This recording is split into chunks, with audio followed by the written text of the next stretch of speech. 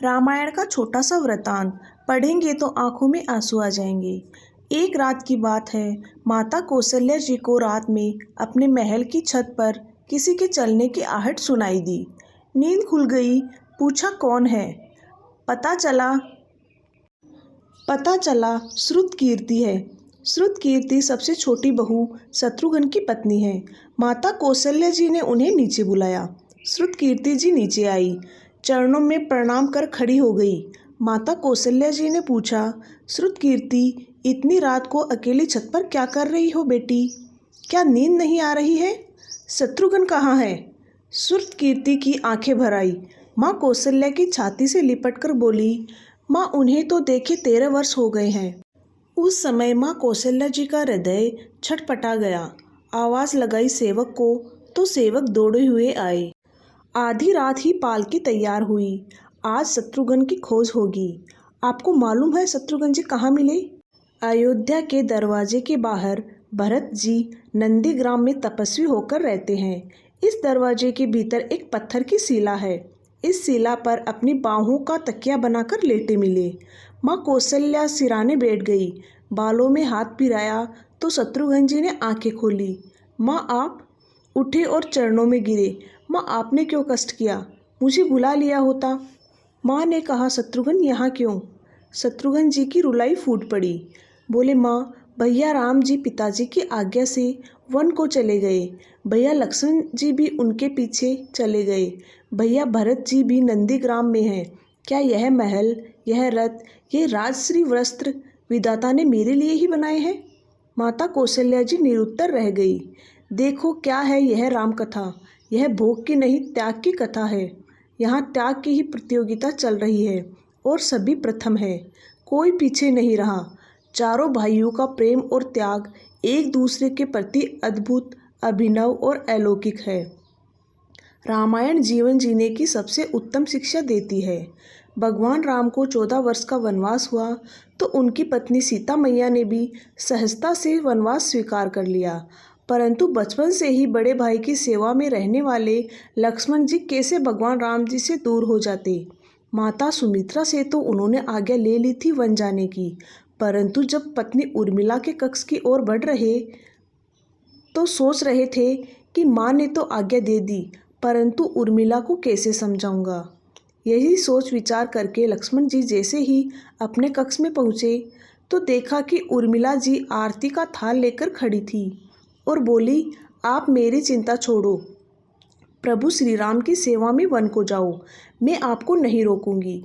मेरे कारण आपकी सेवा में कोई विघ्न आए इसलिए साथ जाने की जिद भी नहीं करूंगी। लक्ष्मण जी को कहने में संकोच हो रहा था, परंतु उनके कहने से पहले ही उर्मिला जी ने उन्हें संकोच से मुक्त कर दिया। वास्तव में यही पत्नी का धर्म है। पति संकोच में पड़े उससे पहले ही पत्नी उनके मन की बात जानकर उन्हें संकोच से मुक्त कर दे। लक्ष्मण जी चले गए, परंतु 14 वर्ष तक उर्मिला ने एक तपस्विनी की भांति कठोर तप किया। वन में प्रभु श्री राम तथा माता सीता की सेवा में लक्ष्मण जी कभी नहीं सोए। उर्मिला ने भी अपने महलों के द्वार कभी बंद नहीं किए और सारी रात जाग जाग कर उस दीपक की लौ को कभी बुझने नहीं दिया। मेघनाद से युद्ध करते समय जब लक्ष्मण जी को शक्ति लग जाती है और हनुमान जी उनके लिए संजीवनी का पर्वत लेकर लौट रहे होते हैं, तो बीच में जब हनुमान जी अयोध्या के ऊपर से गुजर रहे थे तो भरत जी ने उन्हें राक्षस समझकर बाण मारते हैं और हनुमान जी गिर जाते हैं। तब हनुमान जी सारा वृतांत सुनाते हैं कि सीता जी को रावण हर ले गया, लक्ष्मण जी युद्ध में मूर्छित हो गए। यह सुनते ही कौशल्या जी कहती है कि राम को कहना लक्ष्मण के बिना अयोध्या में पैर भी मत रखना, राम वन में ही रहे। परंतु माता सुमित्रा कहती है कि राम से कहना कि कोई बात नहीं, अभी शत्रुघ्न है, मैं उसे भेज दूंगी। मेरे दोनों पुत्र राम सेवा के लिए ही तो जन्मे हैं। माता का प्रेम देखकर हनुमान जी की आंखों से अश्रुधारा बह रही थी, परंतु जब उन्होंने उर्मिला जी को देखा तो सोचने लगे कि यह क्यों एकदम शांत प्रसन्न खड़ी है। क्या इन्हें अपने पति के प्राणों की कोई चिंता नहीं? हनुमान जी पूछते हैं, हे देवी, आपकी प्रसन्नता का कारण क्या है? आपके पति के प्राण संकट में हैं। सूर्य उदित होते ही सूर्य कुल का दीपक बुझ जाएगा। उर्मिला जी का उत्तर सुनकर तीनों लोकों का कोई भी प्राणी उनकी वंदना किए बिना नहीं रह पाएगा। उर्मिला बोली, मेरा दीपक संकट में नहीं है, वह बुझ नहीं सकता। रही सूर्योदय की बात, तो आप चाहे तो कुछ दिन अयोध्या में विश्राम कर लीजिए, क्योंकि आपके वहां पहुंचे बिना सूर्य उदित हो ही नहीं सकता। आपने कहा कि प्रभु श्री राम मेरे पति को अपनी गोद में लेकर बैठे हैं। जो योगेश्वर प्रभु श्री राम की गोद में लेटे हो, काल उसे छू भी नहीं सकता। यह तो वे दोनों लीला कर रहे हैं। मेरे पति जब से वन गए हैं, तब से सोए नहीं हैं। उन्होंने न सोने का प्रण लिया था, इसलिए वह थोड़ी देर विश्राम कर रहे हैं। और जब भगवान की गोद मिल गई तो विश्राम थोड़ा ज़्यादा हो गया। वह उठ जाएंगे। और शक्ति मेरे पति को लगी ही नहीं, शक्ति तो प्रभु श्री राम को लगी है। मेरे पति की हर सांस में, हर धड़कन में राम है। उनके रोम रोम में राम है। उनके खून की बूंद में राम है। और जब उनके शरीर और आत्मा में सिर्फ राम है, तो शक्ति राम जी को ही लगी है, दर्द राम जी को ही हो रहा है।